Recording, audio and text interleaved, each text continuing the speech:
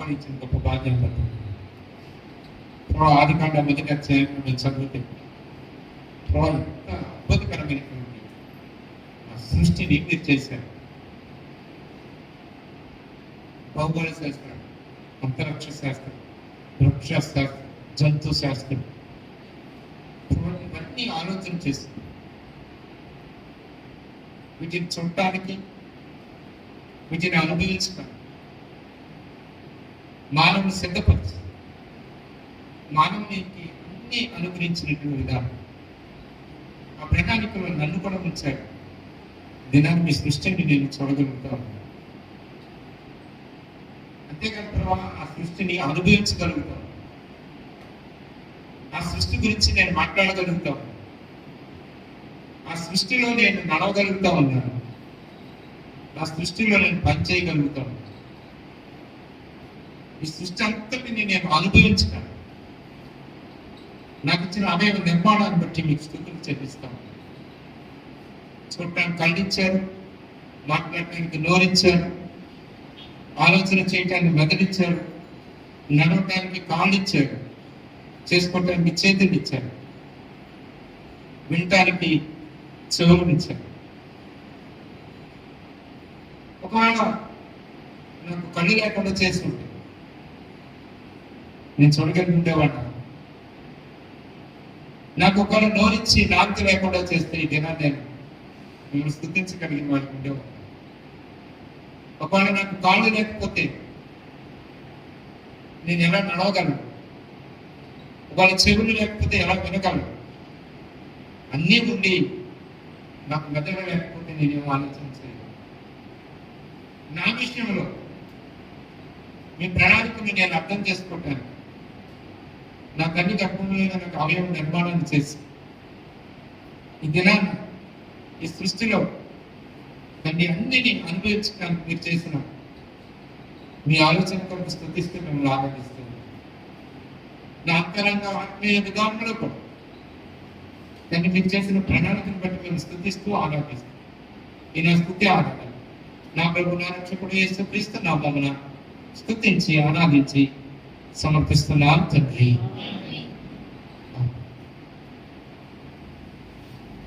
మనం వెనక ముందుగా 286 కోట్ల పాత పుస్తకాలు 246, 286 పాత పుస్తకాలు, కొత్త పుస్తకాలు 246 పాత పుస్తకాలు. దూరపు పంట చేసిన మనకు 286, 246 పాత పుస్తకాలు.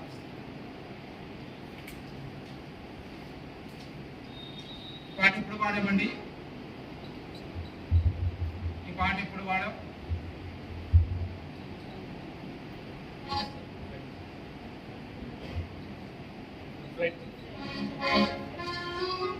అలా చెప్తే ప్రశ్న వేసి జవాబు కూడా టీచర్ చెప్పినట్టే ఉంటుంది.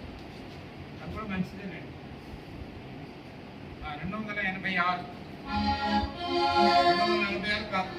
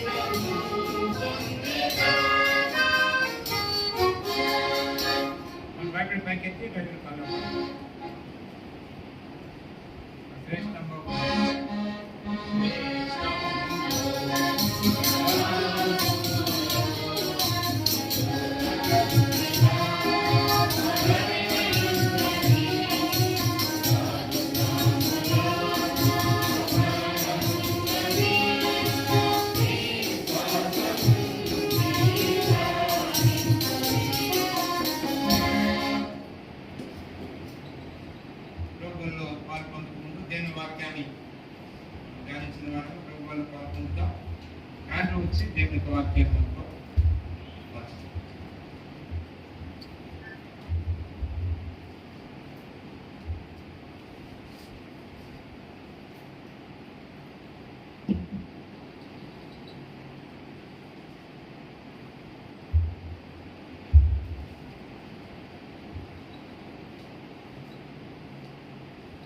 వాక్యంలో సహాయం కొరకు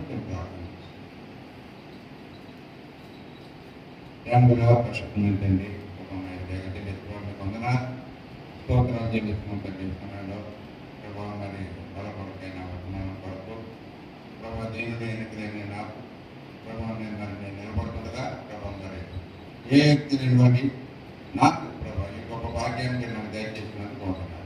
నిజానికి పరిస్థితి చేయడానికి ఆరోగ్యమైన వారు ప్రభావం మరి మీరే ప్రభావం చేసిన లేఖన భాగాల ద్వారా నన్ను మమ్మల్ని ప్రోత్సహించి వందనాలు చెల్లిస్తూ యజ్ఞ ప్రభావం మీకు ఆరోపిస్తూ మా ప్రభును రక్షణ ఏ సంపద ప్రార్థించి వేడుకుంటున్నాం తండ్రి.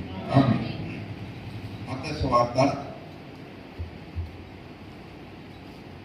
26 అధ్యాయం 26 నుండి 30 వచనాలు మనం మార్చి చదువుకుందాం. మత్తయి సువార్త 26 అధ్యాయం.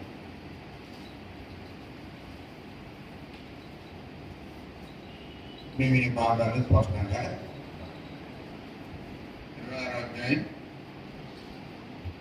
26 నుండి 30 వచనాలు మనం అందరం మార్చి చదువుతున్నాం. నేను ఒక వచనం చదువుతానని మీరు వారు భోజనం చేయకుండా యేసు ఒక రెట్టెను పట్టుకుని దాన్ని ఆశీర్వదించి విరిచి తన శిష్యులకు ఇచ్చి, మీరు తీసుకుని తిమిడి, ఇది నా శరీరం అని చెప్పి.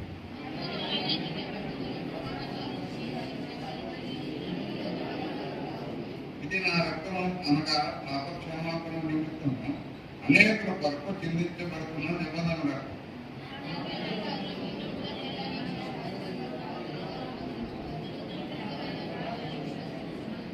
అతని వారు కీర్తనలు పాడి వారి కొండకు వెళ్ళి. ప్రభు బల అనేది సంఘంలో చాలా ప్రాముఖ్యమైనది. సంఘంలో ఒక బిల్డింగ్ నిర్మాణం కావాలి అంటే 4 స్తంభాలు తప్పనిసరిగా ఉంటాయి. ఈ 4 స్తంభాలు ఏ ఒక్క స్తంభం లేకపోయినా కట్టడం సరిగా ఉండదు, అంటే సరిగా నిర్మించబడదు.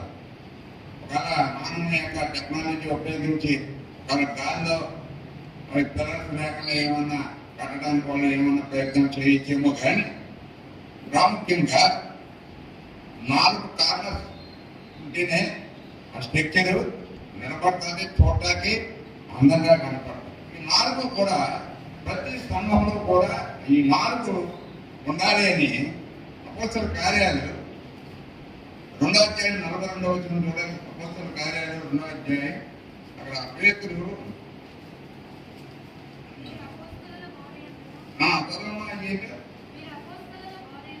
మీరు అపోస్తలుల బోధ ఎందును సహవాసముందును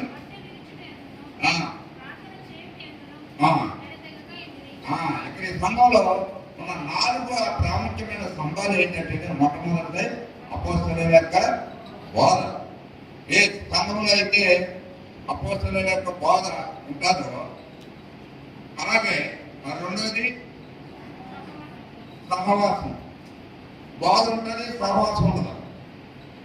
తర్వాత మూడవది ప్రాముఖ్యమైనది రొట్టె విరిచిట అనేది సంఘంలో చాలా ప్రాముఖ్యమైన అంశం.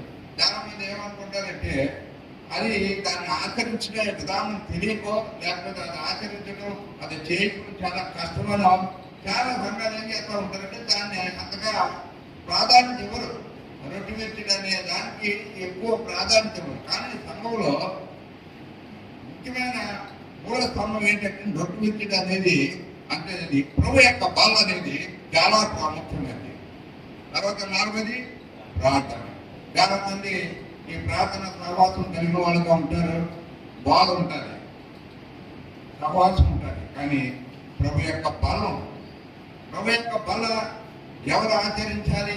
ప్రభు యొక్క ప్రభు చెప్తున్నారు, ఆయన రొట్టెను తీసుకుని ఆచరించింది నా శరీరం అని చెప్పాడు. అంటే ప్రభు యొక్క బలంలో పాల్పొందుతున్న మన యొక్క దృక్పథం ఏమై ఉండాలో తెలుసండి. నేను ప్రభు యొక్క శరీరంలో పాలు పొందుతున్నాను కాబట్టి ఎలా ఉండాలా? ప్రభు యొక్క శరీరం ఎటువంటిదండి? చాలా పరిశుద్ధమైనది. ఆయన పరిశుద్ధమైన దేవుడు, పరిశుద్ధమైన కుమారుడు.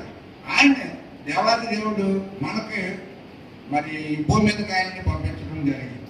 కాబట్టి ఆయన యొక్క శరీరానికి సాదృశ్యంగా ఉన్న ఇందులో మనం సింబాలిక్ గానే మన మధ్య ఉంది. కానీ ఆ రొట్టె ద్రాక్ష రసం మరి మనం అనుకున్నట్టుగా ఇక్కడ మరి సింబాలిక్ అంటే గుర్తుగా ఉన్నది. కాబట్టి ఆ గుర్తుగా ఉన్న దాంట్లో మనం చేస్తున్నప్పుడు మనం ఎలా ఉండాలో తెలుసండి, పరిశుద్ధులుగా ఉండాలి. ఎవరు పడితే మరి ఆలోచన లేకుండా అది ఆచారంగా, చాలా మంది అది ఆచారంగా కూడా చేసుకుంటే సంఘంలో ఉండాలి కాబట్టి చేసుకుంటే వెళ్ళిపోతున్నారే, కానీ దాన్ని అనుకున్న ఆత్మీయమైన సత్యాన్ని వారు ఎరగలేని వారు ఉంటారు. మనమైతే ప్రభు యొక్క బలంలో జీవిస్తున్నప్పుడు ఎలా ఉండాలో తెలుసండి, పరిశుద్ధులుగా ఉండాలి. అంటే పరిశుద్ధులుగా ఉండటం అంటే మనం రక్షించబడిన నాటి నుండి ఇప్పుడు వరకు కూడా మన దినజన్మం కూడా మనం పరిశుద్ధులుగా ఉండడానికి మనం ఆలోచన చేయాలి. ఎందుకంటే మన దేవుని బిడలంగా ఉంటున్నాం, ప్రభు యొక్క రక్తంతో మనం కొనబడిన వాళ్ళంగా ఉన్నాం. కాబట్టి ప్రభు యొక్క బాలలో పాల్పొందే ప్రతి బిడ కూడా ఎలా ఉండాలో తెలుసండి, దినము ప్రతి నిమిషం కూడా మనం ఎలా ఉండాలి, జాగ్రత్త వహించే వాళ్ళంగా ఉండాలి. అంటే పరిశుద్ధులుగా మనం జీవించబద్ధమైన ప్రభు యొక్క బలంలో జీవించే ముందు మనం ఏం చేస్తూ ఉంటామంటే అట్లాంటి మనస్తత్వం కలిగిన వాళ్ళంగా ఉంటాం ఈ భూమి మీద జీవించినప్పుడు. అపొస్తలుల కార్యాలు 20 అధ్యాయం 7వ వచనం నుండి. అపొస్తలుల కార్యాలు 20. ఆ ప్రభువు యొక్క వాళ్ళ కొరకు వాళ్ళు ఎలాగ ఆలోచన చేశారనేది అపొస్తలుల కార్యములు 20 అధ్యాయం 7వ వచనం. అక్కడ కూడా అపొస్తలుడైన పౌలు చదివిన 20 అధ్యాయం 7వ వచనం. ఆదివారం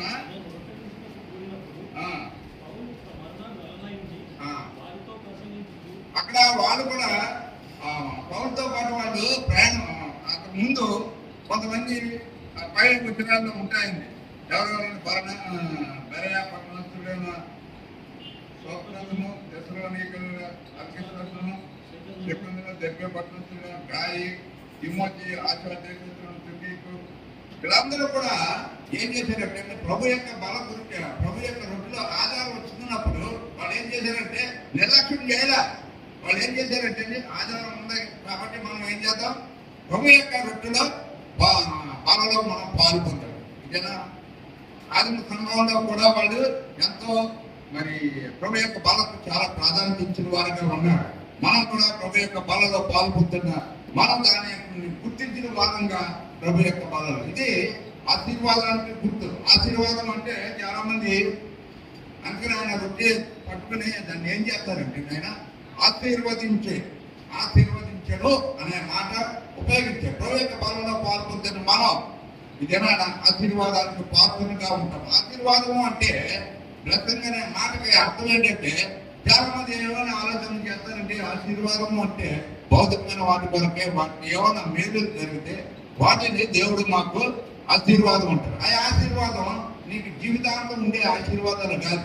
ఒక దినాన భూమి నుంచి పెట్టినప్పుడు నువ్వు పొందిన ఆశీర్వాదం ఎక్కడే ఉండిపోతుంది. కానీ దేవాది దేవుడు ఆయన ఇచ్చిన ఆశీర్వాదం ఏంటంటే ఆత్మ సంబంధమైన ఆశీర్వాదానికి నేను పాత్రగా కదా. ప్రభు యొక్క బలలో పాల్పొందుతున్నప్పుడు నువ్వు ఆత్మ సంబంధమైన ఆశీర్వాదాన్ని నువ్వు పొందుతున్నావా?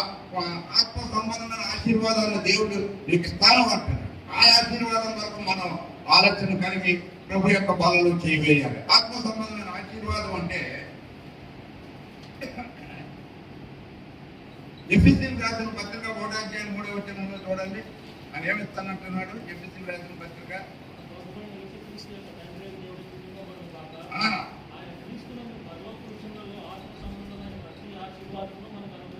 ఆయన ఇచ్చే ఆశీర్వాదాలు ఏంటంటే చాలా మంది ఏమనుకుంటారంటే ఈ భూమి మీద నాకు ఇల్లు ఇచ్చారు, నాకు బిడ్డలు ఇచ్చారు, ఆ తర్వాత నాకు కారు ఇచ్చారు, నాకు అవి ఇచ్చారు, ఇవి ఇచ్చారు అని ఆలోచన చేస్తారు. అవన్నీ ఆశీర్వాదాలు అనుకుంటారు. కానీ అవి మనకు బ్రతకడానికి భూమి మీద ఆయన అవి మామూలుగా నువ్వు దేవుని ఎరగలేరు. ఎరిగిన వాడికి వస్తున్నాయి. ప్రభు యొక్క బలలో చేయలేని వాళ్ళకి కూడా ఆ ఆశీర్వాదాలు వస్తున్నాయి. అవి ఆశీర్వాదాలుగా మనం పరిగణించకూడదు. ఇప్పుడు ఉదాహరణకి మనం దేని వరకు దేవుని వెంబడించే వాళ్ళని అంటూ ఉంటే ఆ నిత్యత్వంలో దేవునితో ఉండాలని, అంతేకాని ఈ భౌతికమైన ఆశీర్వాదాల కొరకు మన దేవుణ్ణి అది దేవుడు ఆయన రాజ్యాన్ని నీతిని వెతికితే అది నీకు భూమి మీద ఎలా కావాలన్నది ఆయన చెప్పు ప్రకారంగా దొరుకుతాయి. దాని కొరకు మనం ఆయన్ని మరి ఆయన వెంబడించే అవసరం. ఎందుకంటే మన యొక్క గోల్ ఏమై ఉండాలంటే నేను భూమి మీద జీవించే జీవితం దేవుడికి ఇష్టమైన వాడుగా జీవితం, ఆ పరలోక సంబంధమైన ఆశీర్వాదం అని ఏమంటున్నాడండి. ఆయన క్రీస్తునందు పరలోక విషయంలో ఆత్మ సంబంధమైన ప్రతి ఆశీర్వాదం మనకు అనుగ్రహించాలనే మాట ఏ టెన్స్ లో ఉందనేది ఇచ్చేయాడు, అనుగ్రహించాడు. అదే దృక్పథాన్ని మనం ఆలోచన కలిగిన వాళ్ళని ఉండాలి. అవును నిజమే, పరలోక సంబంధమైన ఆశీర్వాదానికి నన్ను పాత్రగా చేశాడు. కాబట్టి నేను ప్రభు యొక్క బలలో ఆ ఆశీర్వాదాన్ని పొందుకోవడానికి ప్రభు యొక్క బలలో నేను చేయలేదు. ఆత్మ సంబంధం జనాన ఆత్మ సంబంధమైన ఆశీర్వాదంతో నువ్వు ఆలోచన చేస్తావు. లేకపోతే ఈ దేవుడు నాకు ఏం చేశాడే నేను ప్రభు యొక్క చాలా మంది ఏం చేస్తారు, దేవుడి చేసిన మేలు బట్టి దేవుడి చేసిన కార్యాలను బట్టి వాళ్ళు ఏం చేస్తారంటే ప్రభు బలలో చేయవేసే వారు ఉంటారు. నన్ను దేవుడు ఆశీర్వాదం. ఒకవేళ దేవుడు ఏమైనా మేలు చేయకపోతే ప్రభు యొక్క బలం. కానీ దేవుడు దేవాదేవుడు ఆత్మ సంబంధమైన ఆశీర్వాదం కొరకు మన దేవుణ్ణి వెంబడించే వాళ్ళని ఉంటారు. ఒక్క ఆశీర్వాదాన్ని చెప్పి నేను యెషయా గ్రంథం ఆత్మ సంబంధమైన ఆశీర్వాదం అంటే ఏంటో యెషయా గ్రంథం 61వ అధ్యాయం 10వ వచనం. అమ్మా చదవండి. శృంగారమైన పాగాలు ధరించుకొనిన శృంగారమైన పాగా ధరించుకొనిన కుమారుని రీతిగాను, ఆ, ఆభరణములతో అలంకరించుకొనిన ఆ, పెండ్లి కుమార్తె రీతిగాను ఆ. ఆయన రక్షణ వస్త్రములను నాకు ధరింపజేసి ఉన్నాడు. ఆయన రక్షణ వస్త్రములను నాకు ధరింపజేసి పరలోక సంబంధమైన ఆశీర్వాదం అంటే ఆయన రక్షణ వస్త్రములను నాకు ధరింపజేసి ఉన్నాడు. ఆ, నీతి అని పైబట్టను నాకు ధరింపజేసి ఆ, ఉన్నాడు. ఈ దినాన దేవుడికి ఆత్మీయ ఆశీర్వాదం ఏంటో తెలుసండి. ఆయనకే ఆశీర్వాదం. రక్షణ అనే వస్త్రాన్ని నీకు ధరింపు చేసాడు. కాబట్టి ఈ భూమి మీద నువ్వు ఎలా జీవిస్తున్నా, పరిశుద్ధంగా జీవించడానికి నువ్వు ఆలోచన చేస్తున్నావు. ప్రభా ఎంత గొప్ప ఆధిక్యత ఇచ్చావు. ఆ ఆశీర్వాదాన్ని దేవుడు దయచేశాడు. కాబట్టి నువ్వేం చేయలేదు, ఆత్మీయ ఆశీర్వాదాన్ని నువ్వు పొందుకున్నావు. రక్షణ పొందుకున్న రక్షణ వస్త్రాన్ని నీకు ధరింపు చేశాడు. తర్వాత ఏం చేయాలి నీకు? నీతి అని పైబట్టను నీతని పైపట్టాలని నీకు మనం పాపం చేయడానికి వీలుంటుందా? నేను పాపం చేయడానికి వీలుంటుందా? ఈ భూమి మీద జీవించే అది గొప్ప ఆశీర్వాదం. ఆత్మ సంబంధమైన ఆశీర్వాదం అంటే నీకు రక్షణమైన అనుగ్రహించాను. కాబట్టి ఈ భూమి మీద నువ్వు ఎలా జీవిస్తావండి? పరిశుద్ధుడిగా జీవించడానికి నువ్వు ఆలోచన చేస్తావు. పరిశుద్ధుడిగా జీవించిన ఆత్మ సంబంధమైన ఆశీర్వాదం దేవుడు నీకు దయచేశాడు. కాబట్టి ఆ సంతోష ఆనందాలతో ప్రభావం మీరు నాకు ఆత్మీయ సంబంధమైన ఈ ఆశీర్వాదానికి నన్ను పాత్రగా చేశారు. అందరూ బట్టి ఆయన ప్రభు యొక్క శరీరంలో ప్రభు యొక్క శరీరానికి రక్తం సాధించిన నా బలలో నువ్వు చేయలేస్తే ఎలా ఉంటుందో చెప్తుంది నీకు. ఎంతో ఆనంద సంతోషాలతో మన ప్రభు యొక్క బలలో చేయలేదు. నీతిని పైబట్టిన ఆయన నీకు ధరింపజేస్తున్నాడు. తర్వాత రక్షణ తర్వాత కాగా యెహోవాను బట్టి మహానందంతో నేను ఆనందించి ఆడేది కాగా నేను ఈ రెండు నువ్వు ధరించుకుంటే దేవుడు నీకు దయచేస్తే నీ హృదయంలో ఏముంటుందండి? ఏముంటుంది? నా మాట కాదు, పరిశుద్ధ గ్రంథంలో రాయబడింది. ఎలా ఉంటుందండి? ఆనందం. మహా ఆనందం అని రాయలేదండి. ఏమనుందండి? మహానందం. దేవుడికి అనుగ్రహించిన రక్షణను బట్టి, దేవుడు నీకన్నా బట్టను నీకు ధరింప చేసిన విధానాన్ని బట్టి నీ జీవితంలో ఆనంద సంతోషాలతో ప్రభు యొక్క బలలో చేయవేయ. అప్పుడు నీకు ఎలా ఉంటుంది? ఎప్పుడు నేను ప్రభు యొక్క సన్నిధికి వెళ్తానా? ఎప్పుడు నేను ప్రభు యొక్క బలలో పాల్గొంటాను? ఎప్పుడు అనుభవించేవాడుగా ఉంటావంటే ఆత్మ సంబంధమైన ఆ వస్త్ర ఆశీర్వాదం నువ్వు పొందుకున్న వాడుగా ఉండాలి. ఆ రక్షణ అనేది చాలా మందికి జీవితాలు ఎలా ఉంటుందంటే నేను ఎప్పుడో రక్షణ పొందాను అన్నట్టు. మరి ఈ దినానికి ఎలా ఉంటావు? నీకు గడికో ఎలా ఉంటావు? నీ రక్షణ పరిస్థితుల మీద ఆధారపడేదిగా ఉంటుంది. నీ రక్షణ నా రక్షణ అని అన్ని బాగుంటే దేవుడు ఎంతకంటే దేవుడు లేడంటావు. కళ్యాణ పరిస్థితులు తేడాగా ఉంటే ఏం చేసినా నీ దేవుడు అంటావు. అది మానవ సంబంధమైన అది ఆశీర్వాదానికి నువ్వు పాత్రలు కావాల్సిన వాడు కాదు. ఎప్పుడు కూడా మనం ఎలా ఉండాలో చెప్తుంది దేవుడు అంటున్నాడు. ఆత్మ సంబంధమైన ప్రతి ఆశీర్వాదాన్ని దేవుడు నీకు ఇస్తాను. ఆత్మ సంబంధమైన ఆశీర్వాదం ఏంటంటే అందులో ఒక ఆశీర్వాదం దేవుడు నీకు రక్షణ వస్త్రాన్ని నీకు ధరింప చేశాడా? ఇదన్నా ప్రభు యొక్క బలలో అందరూ పాల్పొందరు. అక్కడ అపోస్తలుడు పేతురు సువార్త చెప్తే ఎంతమంది రక్షించబడ్డారండి? 3,000 మంది రక్షించారు. వాళ్ళు రక్షించబడిన వాళ్ళు ఏం చేశారండి? బాప్తిస్మం తీసుకున్నారు, సంఘంలో చేర్చబడ్డారు. అంటే వాళ్ళందరూ కూడా ఎలా ఉన్నారంటే సంఘంలో ఒక అవయవాలు. కాబట్టి వాళ్ళు ఏం చేస్తున్నారంటే వాళ్ళకి ఏం ఇచ్చారు? ప్రభు యొక్క బాధ, అపోస్తలుడు బోధ, రొట్టె ఇచ్చుట, వీటిలో సహవాసం. ఎలా ఉన్నారండి? మామూలుగా ఉన్నారా? ఎలా ఉన్నారండి?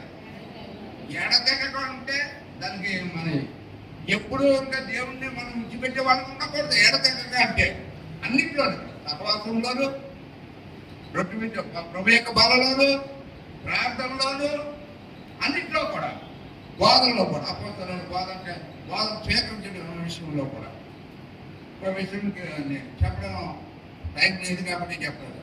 అప్పుడు ఇక్కడ రొట్టె ఇచ్చే సమయంలో ఎవరు వీళ్ళందరూ అపోస్తలుడు పౌలుకు ముందు చెప్పాను కదా, వీళ్ళందరూ కూడా ఆదివారం తెల్లారని ఉంటున్నప్పుడు అక్కడ పేతురు అపోస్తలుడు పౌలు బోధ చేస్తున్నాడట. బోధ చేస్తున్నాడు. ఎలాగా? రోజంతా బోధ చేస్తున్నాడు. ఎడదగ్గ కొంటుంది. మనకు రోజంతా కాదు కదా, ఒక్కొక్క 5 నిమిషాలైన బోధ కొంచెం కానీ నేను చెప్తే ఒక టైం అప్పుడు నీకు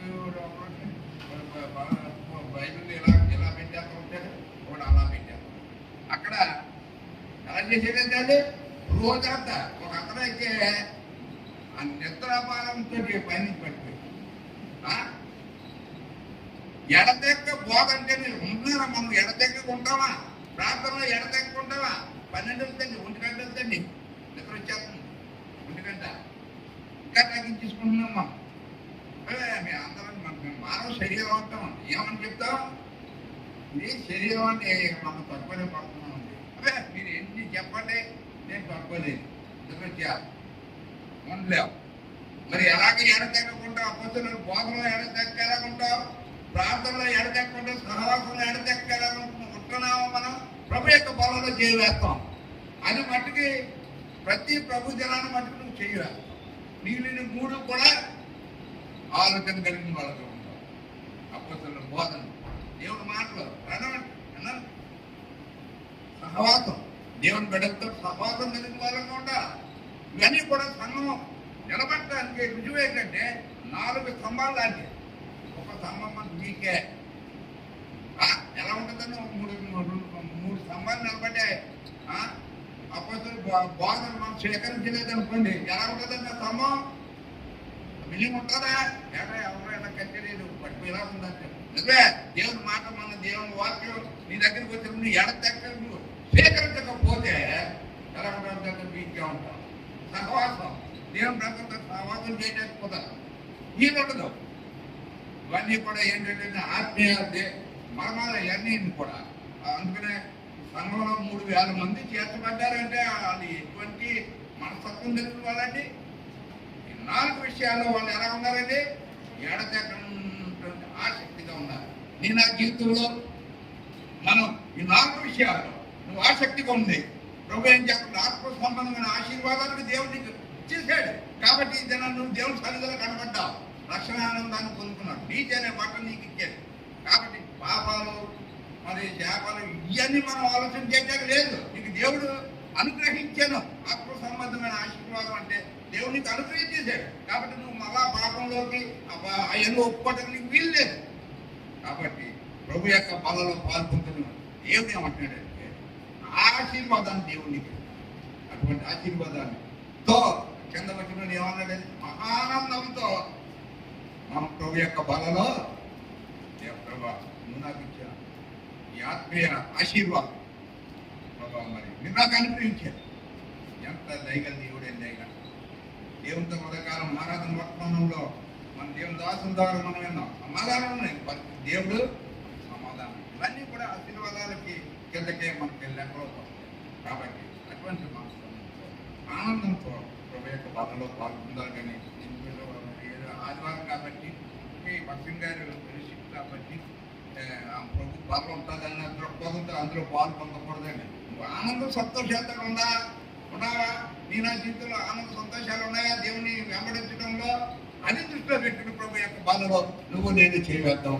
దేవుడు మిమ్మల్ని నన్ను దేవుడు ఆశీర్వదించేవాడు కాబట్టి దేవుడి వాక్యం దేవుడు.